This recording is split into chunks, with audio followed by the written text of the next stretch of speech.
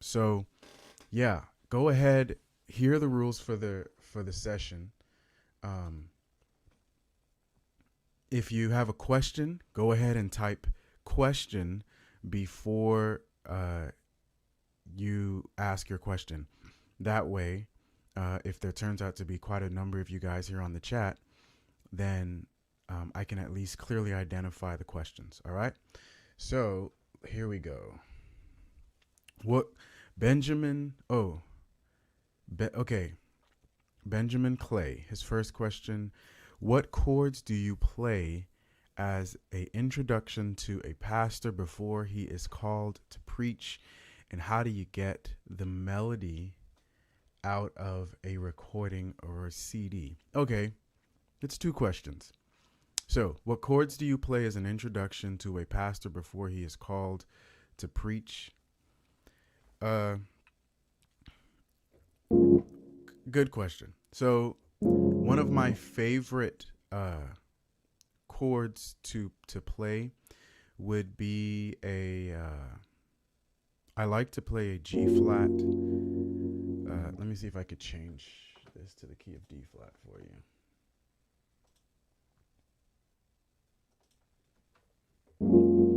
All right. So I like to play a G flat 9. So D flat is one of my favorite keys, even though I play in all my keys. But I like to play a G flat 9. And this is the voicing I use. And so I'll go from here. And then from there, I'll go to a D flat over F. And so, and then I'll play around with some melodic ideas and some arpeggios, right? So,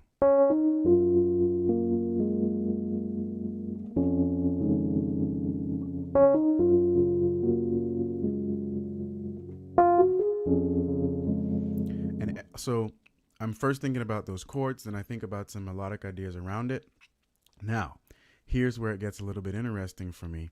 I like to change keys with it. However, the way I change keys really moves in minor thirds rather than up a half step or a whole step. So it'll be like this.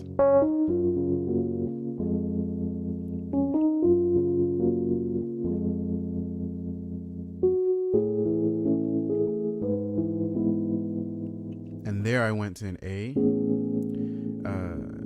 major 9, to an E over a flat or G sharp really. And then I'll do it again. So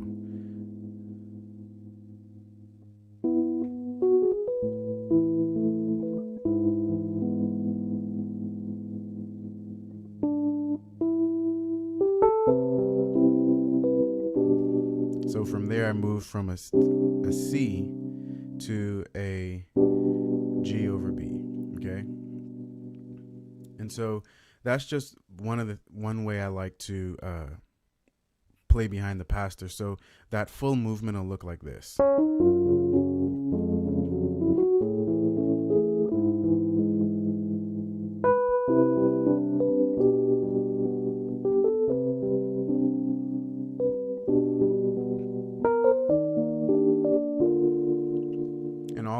What I'm doing is I'm moving up in minor thirds, and so G flat to D flat, so G flat to D flat over F, A to E over G sharp, C to C major to G over B, and then here we got a I forgot what I did there, E flat to B flat over D. All right.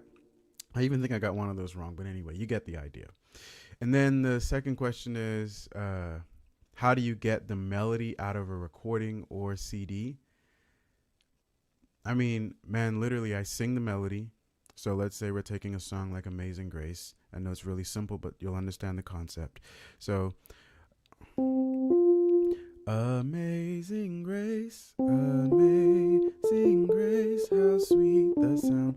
You literally have to sing the melody, and then you have to find all the notes for the melody. So let's say we did Amazing Grace in another key, all right? Let's do it in a key that's hard for a lot of people, which might be B.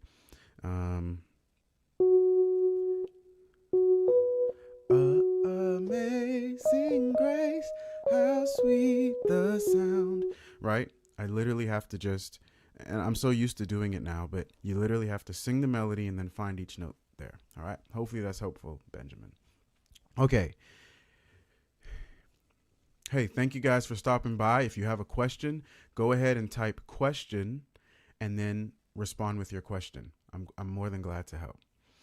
All right, so last name Masango. Let's say you know the melody of the song and you know your fingering for major scales. Do you use the exact same fingering you use to play scales for the melody? Masango, this is a very, very good question. No one has ever asked me this question before, but it's a great question. So, not necessarily. Not at all. So, why do you learn? This is how I navigate fingering, okay?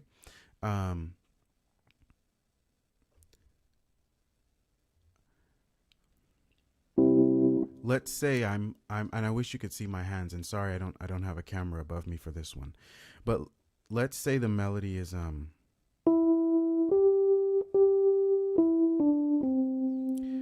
what I'm going to do is I'm going to allow my pinky to be on the top note for as much as possible. That's how I try to think through fingering. And then I place my other fingers below it. So, for example, for this chord here, I'm playing a 1, 3, and 5. Those are my finger numbers, right? Actually, I take that back. I'm playing a 1, 2, and 4. Yeah, 1, 2, and 4, knowing that I need to get to the top melody note really quickly. So now there, my pinky is on the 5. I mean on top, sorry. So my pinky's on top right there.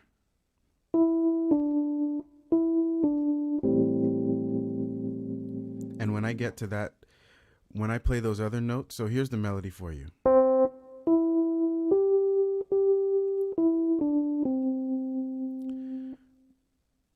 Once I know what the melody is, I try to find fingering that allows me to move smoothly from one chord to the next. So sometimes it can be based off of whether or not you're the fingering from the scale. Many times it's not, okay? But it's really about what allows you to move from one chord to the next most easily, okay?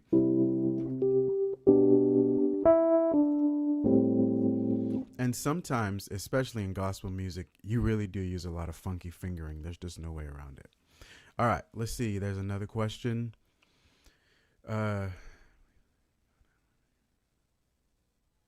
right. Obed, I see your question, but remember, guys, if you have a question, go ahead and type question and then state your question. So Obed says, please, I'm from Ghana and I'm a beginner. What chord should I start with? And if there is any link, please let me know. All right, Obed. Thanks for showing up. And I would certainly recommend that you learn all of your major and your minor chords. And so I have a course on my website, play-creatively.com. And there, one of the first things I teach is learning your major and minor chords. So that would be C major, D flat major, D major, E flat major, E major, just going up and down. And the easiest thing you can do is literally just start off with C and then move up in half steps. So you would learn your major chords, and then the next thing you would do is you would learn your minor chords. So you would write, so let's say you want to learn C minor, all right? What I would do is I would slowly move up from, I would move my hand like that, I would move my finger down like that, and then I would move up like that. I would learn all my minor chords. Okay. The reason why you would learn all your major and minor chords is because if you can learn those and you go and look up chord charts online, especially for most worship songs, you can play most worship songs once you know all of your major and minor chords. And so that's where I would certainly begin. All right.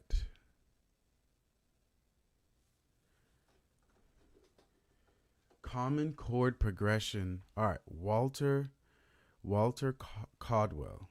He asked, what's a common chord progression to use for talk music? Good question. So that was one I asked. I mean, that was one that somebody asked earlier. I'll tell you what I like to. I'll tell you one of my favorites. And I'll just repeat it. It's a G flat 9 going to a D flat over F. Okay. Now, what makes it interesting is that we go G flat 9, D flat over F. I can play whatever melodic ideas I want to play in between those. So like.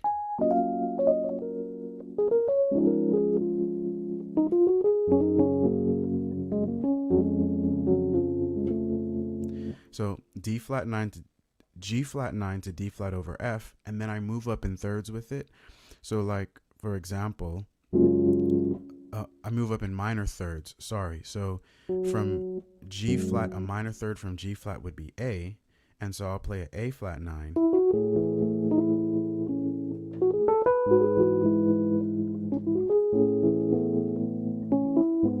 And then from there, I'll go up another minor third to a C 9.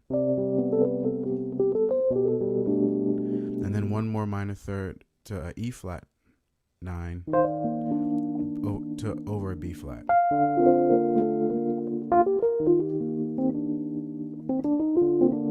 And so if you move up and down those things between pretty quickly, it's almost like this feeling of like flying. I really like it. So it's one of my favorite chord progressions. All right. Kim Samuels, what's going on? All right, I see your question. Do you think it's helpful to use the circle of fifth as a sequence for learning the chords? Yeah, I think it's perfectly fine to use the circle of fifths. I think when you use the circle of fifths, it actually helps you to see other keys better as well. And actually, I use the circle. It's always good when you're kind of killing two birds with one stone. And so with learning the circle of fifths, you're learning other musical concepts that will be applicable for you in the future. So yeah, I certainly recommend that. So for example, let's say, and what is Kim referring to regarding the circle of fifths? I have a video on this on the YouTube and certainly on the Play Creatively membership. But when you learn the circle of fifths, so let's talk about it. So people refer to it as a circle of fifths or the cycle of fourths, right? But so from C to F is, if you're looking at it from being within the major scale of C major, you're actually moving up a fourth. But actually, C is a fifth away from F if you're in the F major scale. All right, so that's why it's called the circle of fifths or the cycle of fourths. So let's think about this in terms of moving in fourths, but it's the circle of fifths. It's the same principle, right? So let's say you learn C major, then you go up 4, 1, 2, 3, 4. You go to F, then you go up 4 in the F major scale, 1, 2, 3, 4, which is B flat. Then you go up 4 within the B flat major scale, 1, 2, 3, 4, which is E flat. Then you go up 4 within the E flat major scale, 1, 2, 3, 4, which is A flat. All right, and you keep doing that, right? So it teaches you your scales. It teaches you how to see the piano not in a linear way through one scale, but thinking through multiple scales at the same time. Okay, and it's very helpful when it comes to passing chords. So this is really why I love the circle of fifths so much is because if you understand the circle of fifths, then you can understand which passing chord you can use to get to another chord.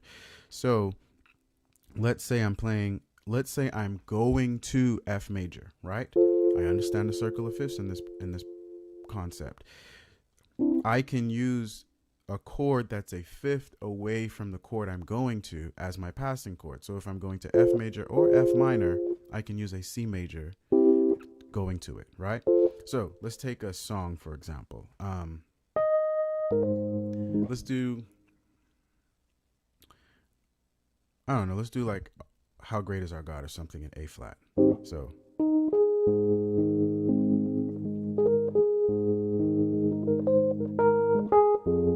all right, so right there we have an F minor, okay? Now, we can use a C major from the circle of fifths to get to that F minor, all right? So let's try it.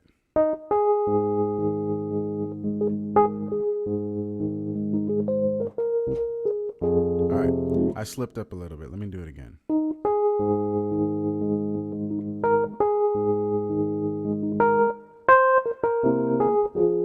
All right, so right there I use this. That's a C7, okay? And I use that C7 to get to F minor, all right? So if you understand the circle of fifths, it'll definitely help you when it comes to passing chords. All right. So let's look at, if you have a question, go ahead and type question in the chat, and I'll be more than happy to answer your question, all right? So,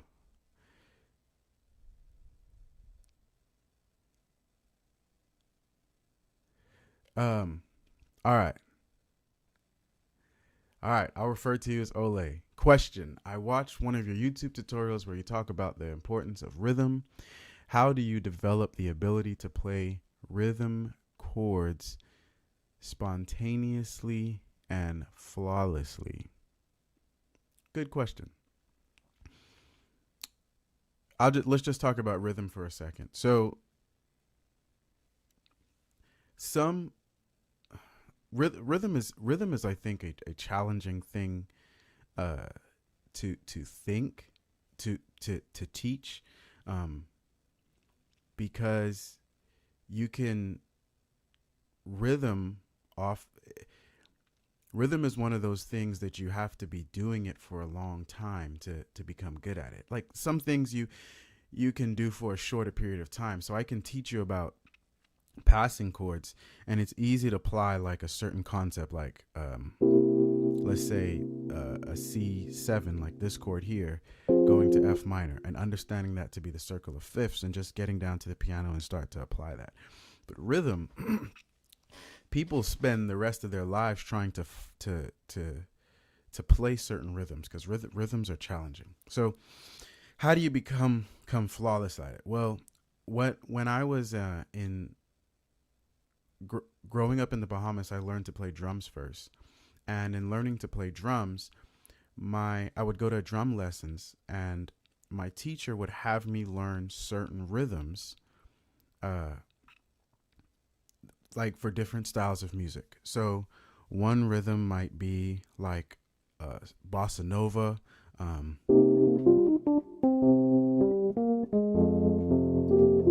or he might have me learn something that was very like localized, which was Bahamian music, which is called rake and scrape. So it sounds something like this.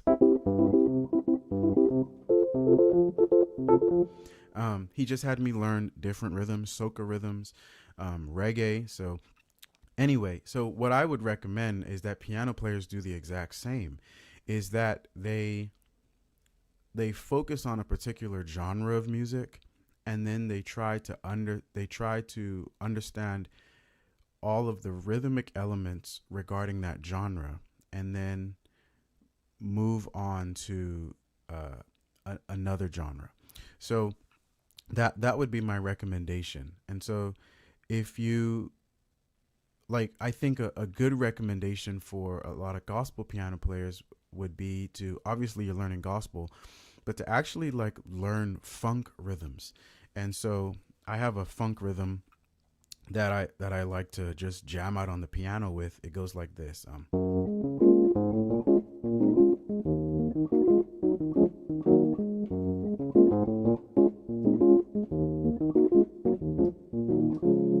And so there's a YouTube video that has that, where I'm talking about different rhythms, so you could learn that there. All right, good question. All right. Let me see what other questions we got here. All right. Nellio said, "Hey, how are you doing?" Hey, I'm doing all right, man. Yeah. And then, you said you asked me a question and you sent it in the chat. Well, hey, go or you inbox me a question. Well, go ahead and respond with your question here, and then I'll be more than happy to answer, man.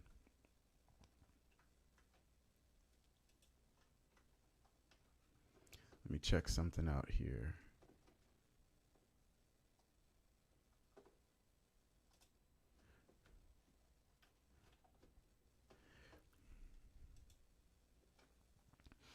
All right. Well, are there any other questions you guys have that you would like some help with? So while y'all might be thinking that through, or somebody's just coming on, if you're just coming on, feel free to type a question in the chat, and when you type your question, just say question, so I'm clear that's a question. Something that I've been working on lately are diminished ideas. So always working on diminished ideas, but this idea right here, it just sounds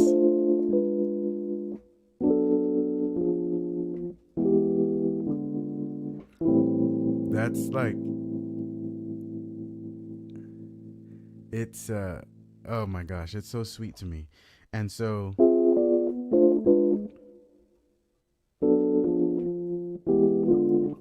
this idea here is really, I'm playing an F. So the idea with diminished chords, or somebody was talking about so the circle of fifths. So if I'm here, my target chord is an A minor. It's very important to understand, like, what's your target chord, right? So my target chord is A minor, and I know that I can use an A flat diminish to get to this A minor. Okay? So, and this A flat diminish, side note, is related to this E dominant 7, okay? Which is a part of that circle of fifths,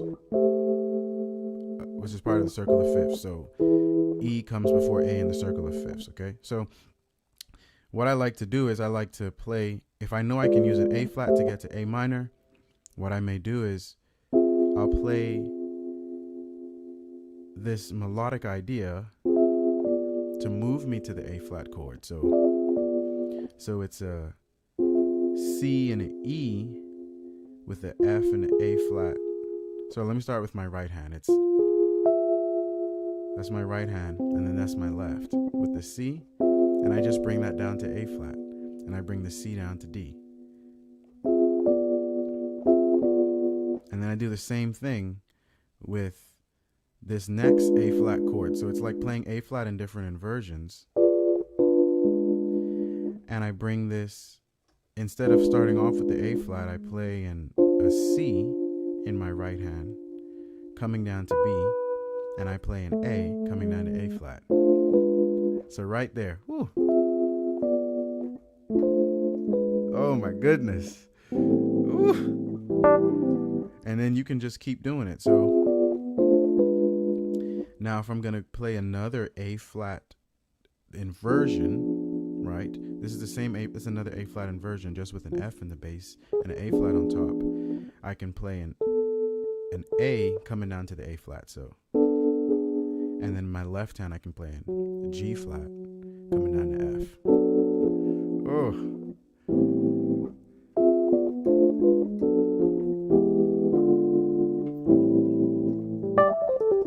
Yeah. So, by the way, I have one diminished course on my website, and I have some this diminished course another diminished course that I'm working on. It's completely fire. Some of those you can watch a lot of those videos on YouTube for free, but if you go to my website, it's all laid out, it's clean for you. I have charts and everything. If you're interested in diminished chords and you've been watching my channel, you know I love them so much. Definitely, you should go check them out. All right, let's get back to some more questions. Let's see what we got. All right, Benjamin, what is the best fingering to do runs with? It's a very vague question, Benjamin, because you have to ask yourself, like, what run am I doing? And then that would determine what fingering you're going to use for runs. So oh no, my drum machine just fell to the ground. All right, so but I would say, so if you're talking about scales, because scales are runs, right? I would say start with scale fingering. So I'm assuming you may not know much fingering yet. I'm just making that assumption. You might already, but I would start with scale fingering, okay? And so I would learn your major scale, like C major, and just move up the different scales, okay? Once you've learned your major and your minor scales, because those are runs. You can use those as runs. I use them all the time. I might start a song with a major scale. So like,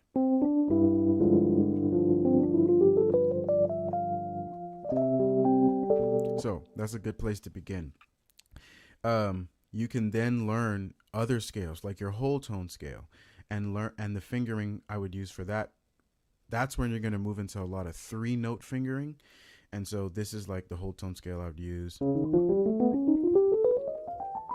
I really love that scale. Don't use it as much as I want, but I really love it. I like to use it over augmented chords.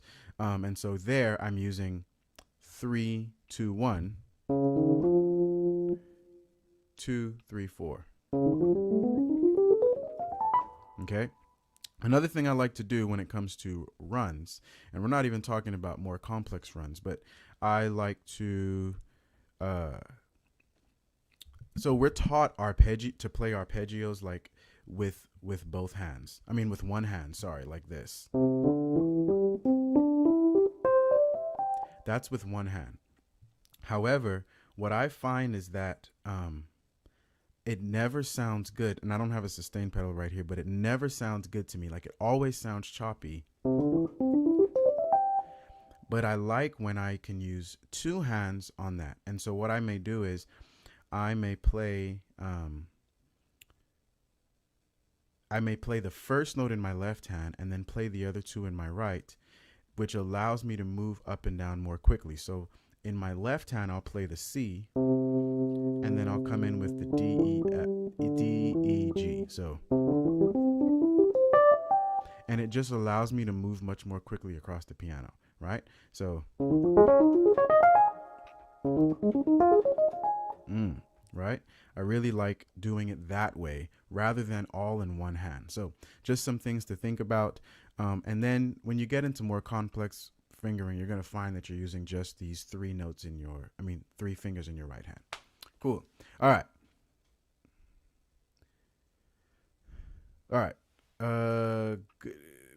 How can I play diminished and circle of fifths on F sharp? I need the chords. All right.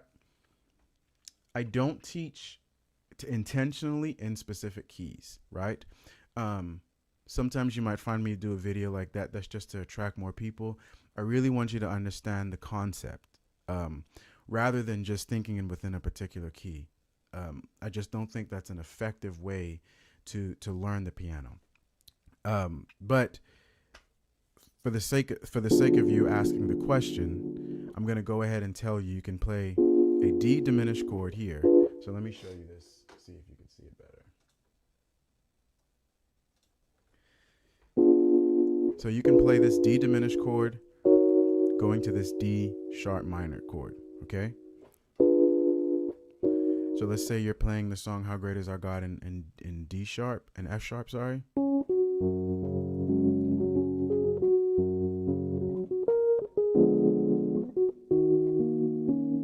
So I use that D diminished to get to this E sharp minor, D sharp minor.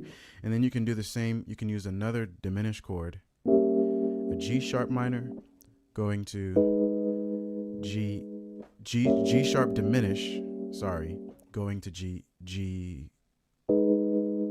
sharp minor, okay? But I really don't like teaching just a specific key. I'd rather you understand the concept. Okay. Hi, great. You inspire me in playing the piano. Bro, thanks so much. I really appreciate that. Do you usually play Brazilian song gospel? I don't. I don't really know a whole lot about Brazilian gospel. I should learn though. I should learn, but I don't know a whole lot about it. All right, Sammy, question. When going to the fifth, which can you use as a passing chord toward the fifth? All right, solid question. Okay, when going to the fifth, what can you use as the passing chord going to the fifth? So let's say we're in the key of C. All right, so let's change this key here. All right, so we're in the key of C, right? And we want to go to the fifth, which is G. What is a passing chord that we can use going towards the fifth? Let's think about the circle of fifths for a second. What is the fifth of G? Let's work our way backwards a little bit. What's the fifth of G? The fifth of G is D. Because of the because we understand the circle of fifths, we know we can use a D major chord going to a G major chord. Or we can use a major 2 in this concept going to a 5, right? So a major 2 can lead you to a major 5. And then you can add extensions to that major 2 chord. So for example, you can make it a D7 chord. You can make it a D7 flat 9 chord. You can make it a D sharp 5 sharp 9 chord, right? But you got to understand the principle first, which is taking a major 2 and then going to the 5 chord, which comes from the circle of fifths. Solid question. What kind of exercises for left hand? Good question. Well, let's make the assumption that you're already working on your scales in your left hand. So like,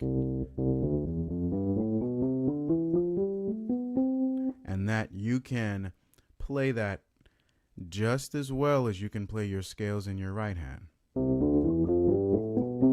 Okay? And then you can do it in all of your keys. All right? Let's make that assumption. Something I like to do with my left hand, there's a lot. I actually have an entire workshop on just left hand ideas on the Play Creatively website. And I really recommend that you check those out because it's really I think over an hour worth of content. But one thing I like to do is for gospel music, it's really important that you know voicings in your left hand and not just play root notes, right? Or the 5. And so something I like to do is I like to play 9s in my left hand. So that's a good exercise to start practicing if you play gospel music, is to play the 1, the 5, the 5th, and the 9. You can play the 1, 5th, and 7. You can play the 1, 5th, 7, and then add the 9. And then you can also practice different movements in your left hand. So like, so beautiful, golly. That's something I like to do a lot, right? I might go from the 7 to the 6, or I might go from the 9 to the 1. So the 9 to the 1 is what I did there, or the 3rd to the 9. A lot of times it's nice to land in my left hand on a note that's not a part of like the triad. So it's nice to land on the 6 or the 7 or the 9, you know?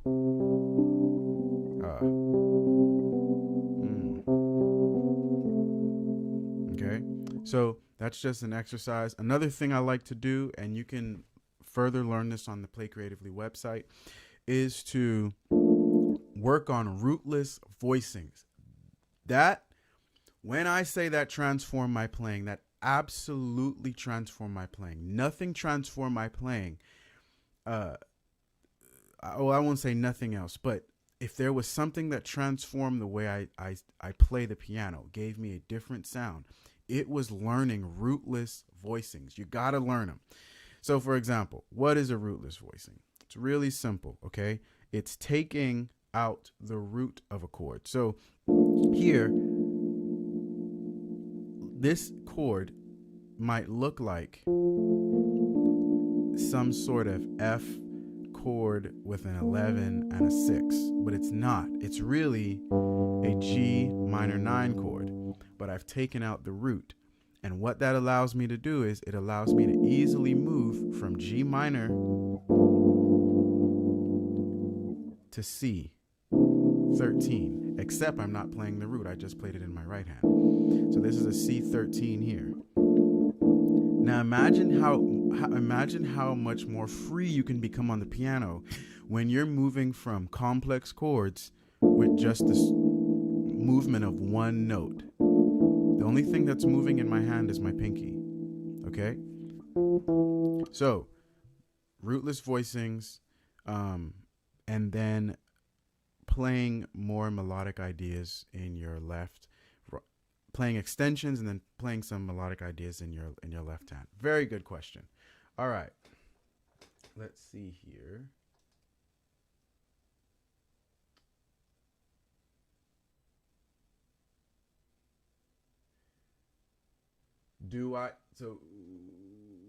Okay, Kim asked, do I teach in numbers? Yes, I do. I do teach in numbers. It's interchangeable. So I may teach in numbers. And the reason why I might teach in numbers a little bit more than less necessarily using notes, is so that you understand the concept so that you can apply it in other keys. So let's say I say C, D, E, F, G, right? That may be those are the notes. But what if I were to use the numbers 1, 2, 3, 4, 5? You can apply that to any key. If I say I need you to play the 1, 2, 3, 4, 5. Do it in F. I need you to play the 1, 2, 3, 4, 5. But hey, you like to play in A, right? If you understand numbers, it helps you to transpose into different keys. It also helps you to understand the concept and apply it. So that's why I teach in numbers. Good question. I am in the intermediate level at key C, D, F, F sharp, and G. I need to learn playing in all the keys. Please advice on how I can quickly grasp all the keys, like a practice schedule or something. Okay. How can I learn to play to play in all my keys? I've made a ton of videos about this. Because I recognize that learning to play in all your keys is really challenging, especially with the transpose button being on the piano, and that sometimes it's so much easier to press. So here's what I recommend.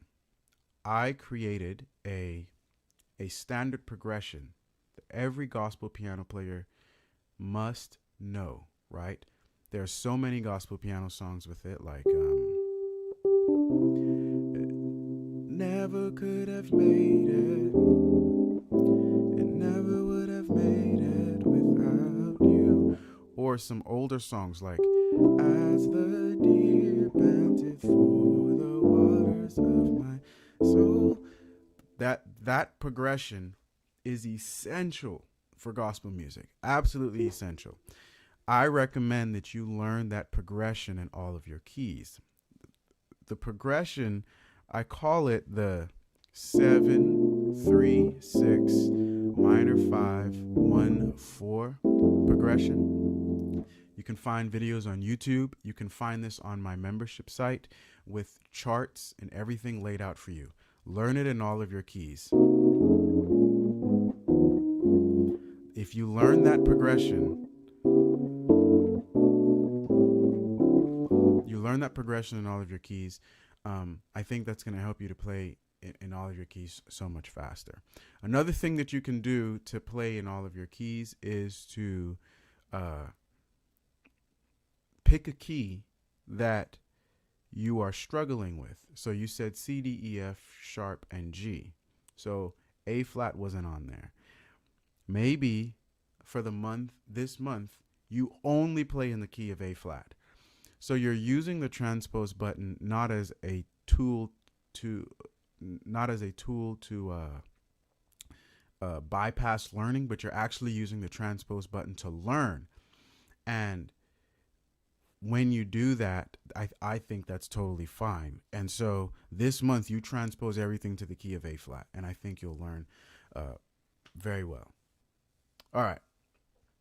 Good. Very, very, very good question. G.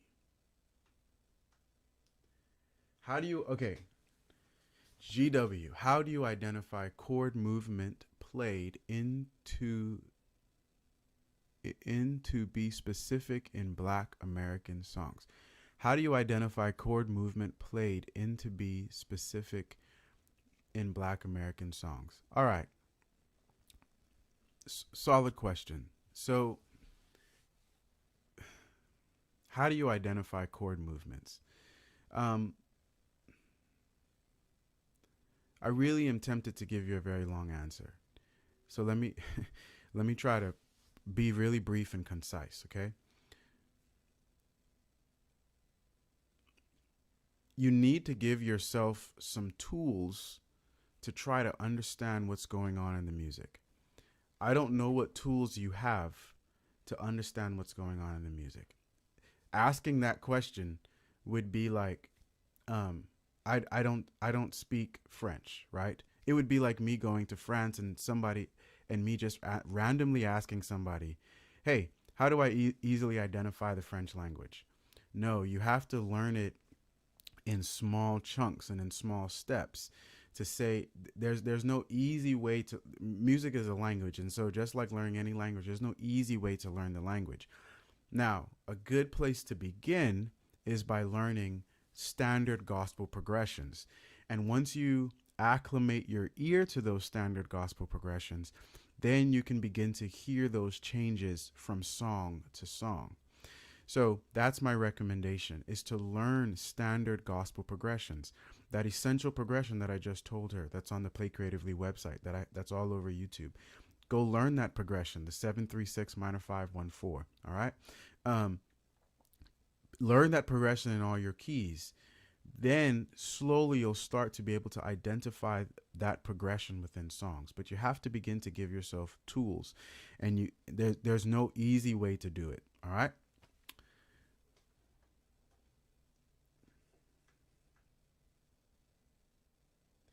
Hello, bro.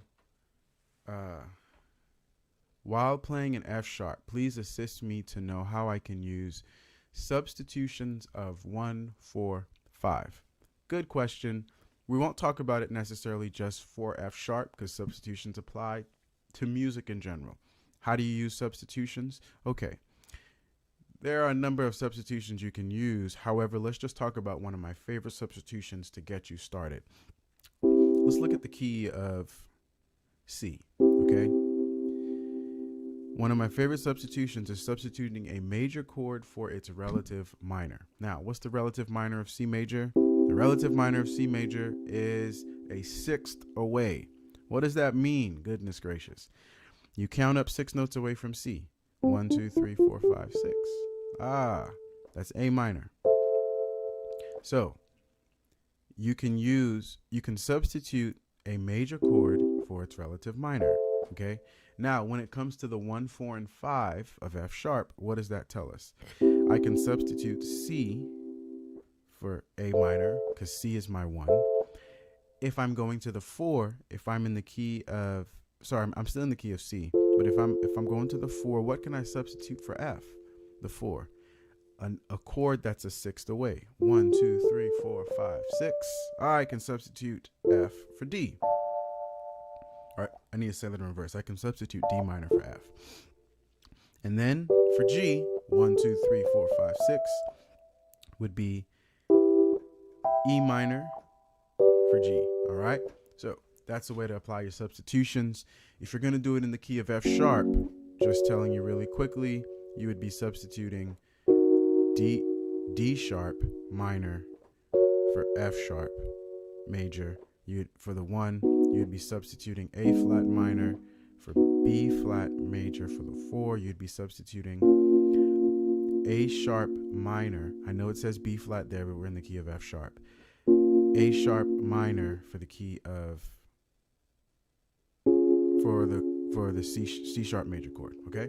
All right. Solid question.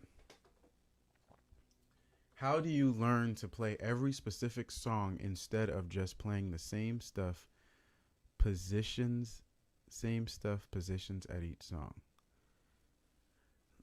How do you learn to play every specific song instead of playing the same stuff, positions at each song? Lisa,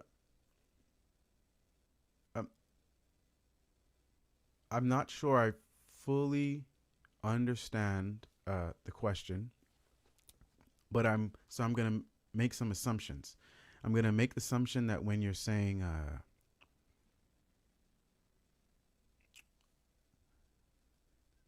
when you're saying playing the same stuff, that you're primarily talking about you're just playing chords for each song. So like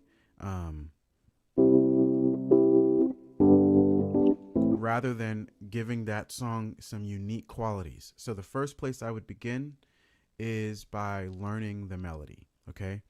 And so let's say you're in the key of C. I don't know what song, but let's say Amazing Grace, right? I would learn the melody for Amazing Grace, and then I would play that melody along with my chords. And so I would allow the melody to determine my chord inversions. So the melody would be on top. So let's say we're playing a C major chord and the melody is, what that means is I need to play my C major chord like this instead of like this. That's going to give it a more clear quality as to like, oh, that's the song we're playing. And then I change my inversion again, right? To C major second inversion to fit along with the melody. So my recommendation is to learn the melody for each song rather than just playing the chords. I think that's going to help to give your songs a lot more definition. How do I change my playing style to play more Maverick type songs? Good question. So I don't know what your playing style is, but I would say that you should. Maverick is a very interesting group in that they have a lot of CCM-ish vibes, but they have a lot of gospel vibes to them. And they're like one of the best bridges, I think, since Israel. So, which is interesting because Israel sounds so gospel now when you listen to him, but back then he wasn't full on gospel. He was the bridge between CCM and gospel. I would certainly recommend that you listen to more CCM music if you're playing a lot of gospel, and then I would learn a lot of piano riffs, like worship piano riffs, and I got a ton online, and the Play Creatively website. You can check those out. So I would listen to CCM music and then try to ask yourself, what are CCM piano players playing? Because I would start there. Because yeah. I would start there because there are some gospel elements you need to learn, but I would start with learning the CCM elements first. So go and learn some Christian contemporary songs. That would be my recommendation.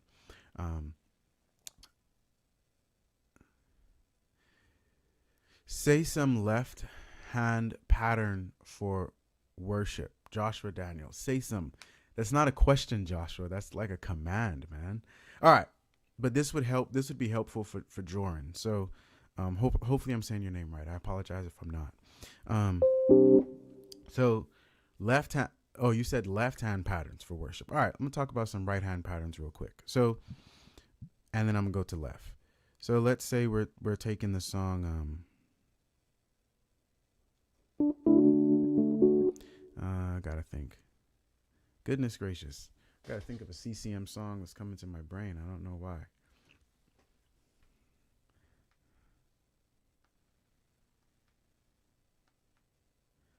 Sorry, I gotta look it up. Man. Like my mind just drew a blank.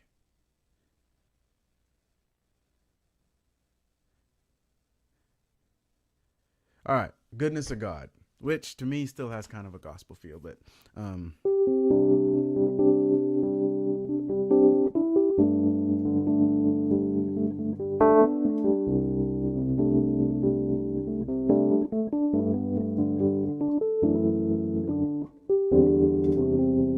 right. So one thing I like to do is come up with riffs from my right hand. So what I might learn piano riffs. Everybody on here, learn piano riffs. Please have a wealth of riffs in your arsenal that you can easily go to help you start off your creative process, right? So like that's a riff right there. Okay? Some might even say that's a motif, but so F sharp, G, D. So let's take that idea. And I'm going to do is just change the notes in my left hand. Okay. So,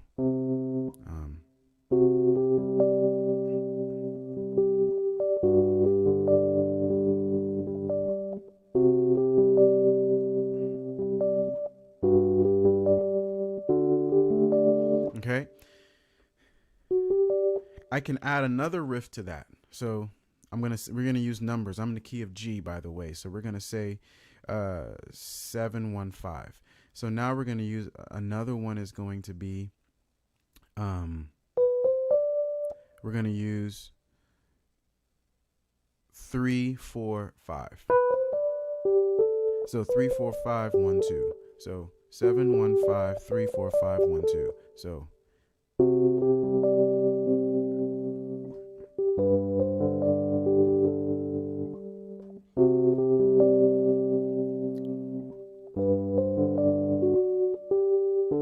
okay, so that's Joran. I think that's going to be helpful for you too. Is just learning piano riffs. All right, go ahead, check out the riffs I have online. Check out the riffs I have on the membership site, man. I think it's going to be real helpful for you. Now you talked about left hand patterns for worship. So first thing is thinking through the 1 and the 5. Okay, making sure you got that down. So we're going to skip just playing the root. So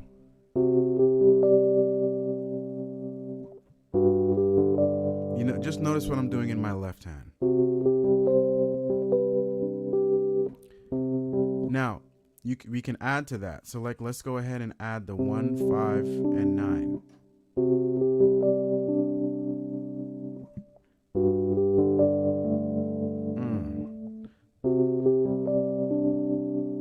All right. Now let's go ahead and let's add the 1, 5, 9 to a 3. So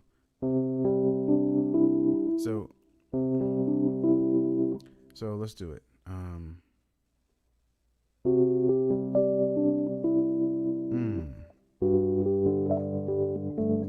messed up there.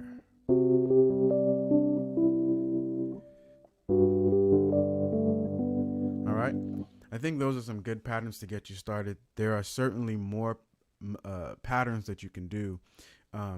And if you want to further your knowledge in that, I have a worship piano course that you can check out. I got a worship riffs course that you can check out. So go ahead, check those out on the Play Creatively website. Good question. That's a very good question.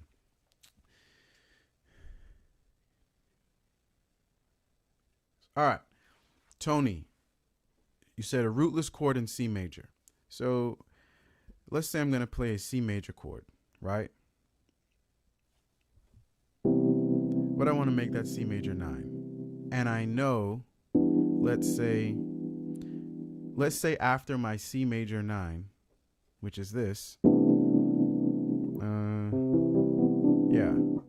this, I have to go to an F major 7 chord. What I may do instead of playing the chord like this, all in my left hand. Actually, all that's not even in my left hand. I'm using this note in my right. I may play the chord like this for C major, and then simply move up like this to F major 7. Okay, so I may play E minor 7. Now, why am I doing that? It's just I'm omitting the root. Okay, that's all it is. All right, so playing a rootless chord is simply taking away the root. All right, from your left hand or from your right or from both altogether. How to steal chords from YouTube video tutorial. Is it a must for someone to have a teacher like not a YouTuber? GW. This is a very good question. I say it's a good question because I am passionate about this question. How to steal chords from the last question, because how to steal chords from YouTube video tutorial. I'm not sure what you mean by that question, but is it a must for someone to have a teacher like not a YouTube? It isn't a must to have a teacher in the traditional sense, in terms of somebody you go to for lessons every week. I think that's very good. I think there are some challenges with the traditional way that we go to teachers, because it's not in the method itself, but really most teachers who teach piano don't understand what it means to teach gospel music or jazz music or other genres of music that aren't classical. Like they're trained to teach classical music. They're trained to teach students how to read, but they're not trained to teach students how to think about theory, or how to help students apply their ear. So I don't think that you will ever become a great piano player only watching YouTube videos. You need a guide. You need someone to help navigate you in the right direction. I had a teacher. He wasn't a teacher I went to every week, but he was somebody that I would go to quite often, who helped steer me in the right direction. He made sure, he asked me right questions like, why are you playing that fingering? Your fingering is wrong. Why did you come up with that idea? What's the theory behind it? He asked me the right questions. And because we're all so unique, a YouTuber can't help you in that way. You need someone to help you to help you along your individual journey. You have to have that. So it's why I recommend everybody should find someone to guide them.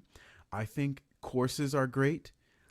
I think courses help to guide you in a much better way than YouTube videos, because they are a systematic process. So it shows you a more step-by-step process on how to attain a certain goal. But I don't think even courses are a supplement for a teacher. So everybody should get a teacher. Everybody should get a guide, someone to help them on their journey, or they're going to continue to struggle. They're going to continue to feel as though I'm not making much progress. You have to get a guide. And with the Play Creatively website, any student can reach out to me for questions. They can send me videos on things they're struggling with, and I'm more than happy to help them in their journey.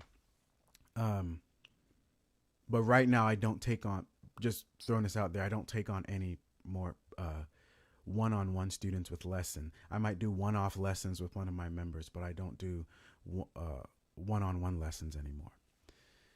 All right. Please repeat the essential progression. Was it 736 minor 514? That's exactly it, Kim. Yeah, that's it. Hi, sir. Have a good day. You too. How to take any sound to advance. Please say some ideas. Joshua Daniels, how to take any song to advance. All right.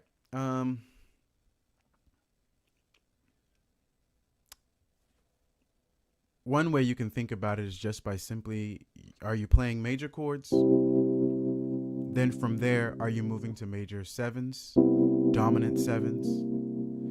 Then from there, are you moving to nines and 13s? So you can think through chord extensions, 11s. And so that's one way. It's chord extensions, just starting with 7s, 9s, 11s, and 13s.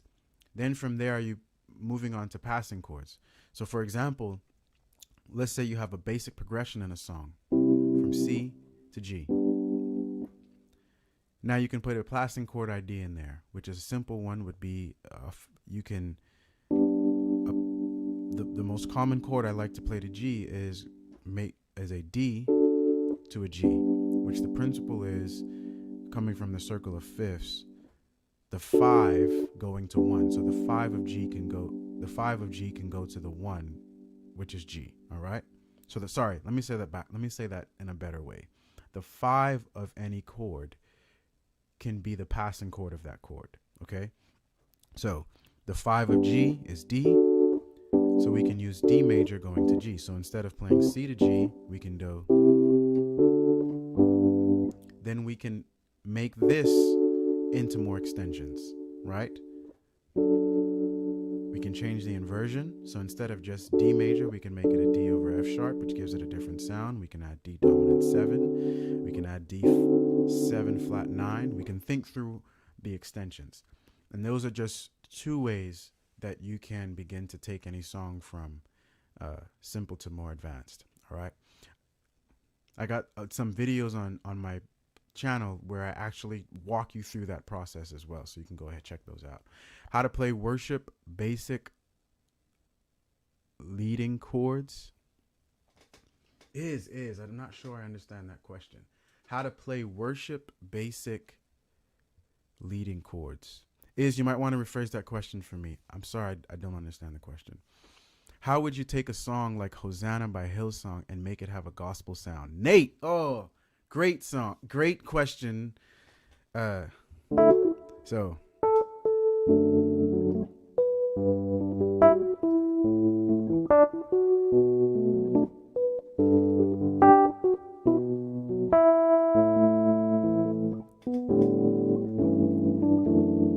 Cool.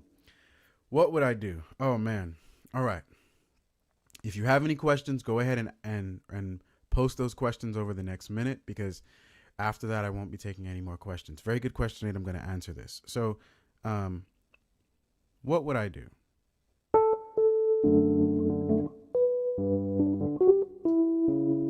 I'm going to start to add grace notes to the melody.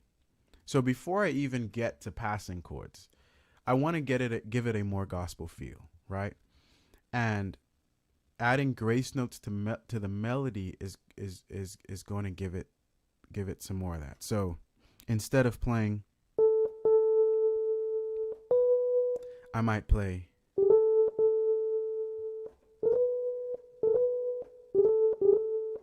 So.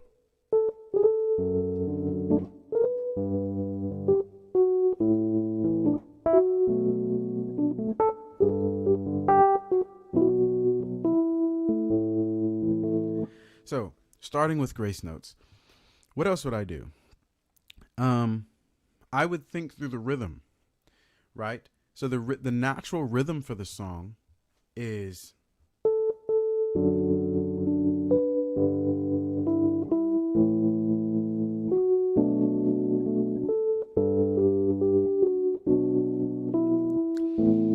doesn't, the rhythm, the feel of it is different, right? So what I might do is I might attack the one. I might attack certain beats in it. Let me see what beats I'm attacking, because I'm just naturally doing.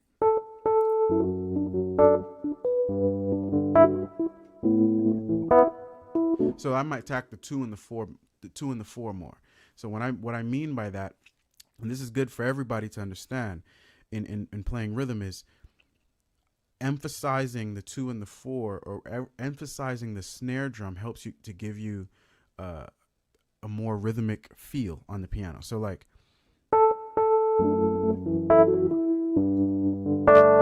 1, 2, 3, 4. 1, 2, 3, 4. 1. I'm just playing those 2 and the 4 a little bit louder than everything else, and that helps to establish a groove, right?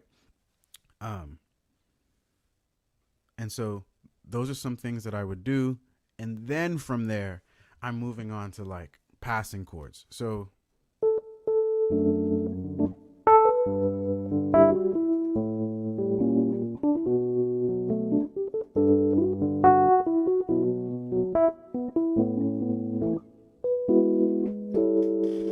all right, so I'll just tell you what that is. That's an E major chord over a G sharp. It's a A over G to a D over F sharp, right? It's leading me to that D over F sharp chord. So I start to add passing chords, beginning with adding chords from the circle of fifths.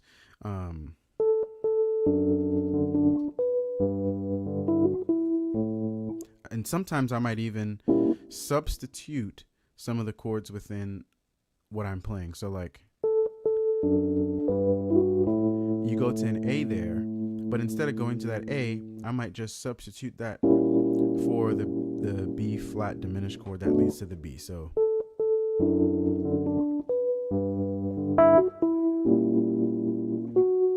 okay, so just some ideas that I begin to use when giving this a more gospel feel. All right, Nate, I really like that question. All right, guys. Well, you got no more questions? Hey, thank you guys so much for watching. If you want to grow in your piano playing journey, I certainly recommend, man, you go ahead and check out the Play-Creatively website. There's courses, there's charts, there's everything to help you grow in a step-by-step process on the website. And if you have any other questions any further, please feel free to shoot me an email. Actually, so if you're from another country, you can join my WhatsApp group. Let's see if I could pull it up here.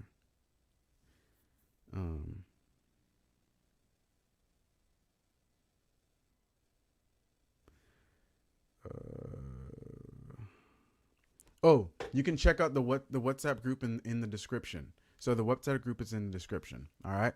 So I was trying to figure out. Yeah, the WhatsApp group is in the description, and you can message the group, and I'll respond. Other people might respond. But yeah, anyway, thanks so much for watching. Go ahead and check out the Play Creatively membership, and I'll see you guys next time. Y'all have a great weekend.